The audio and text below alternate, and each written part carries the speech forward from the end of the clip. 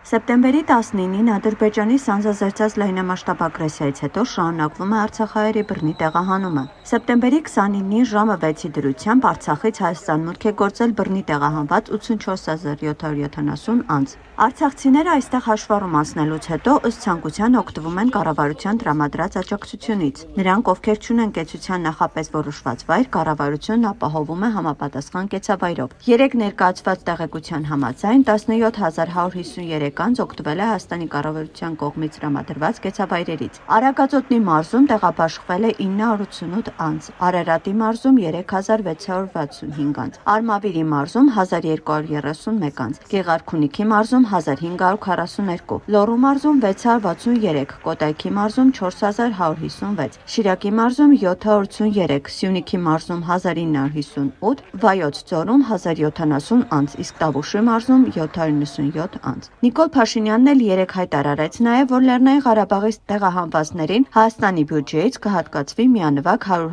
000 դրամ։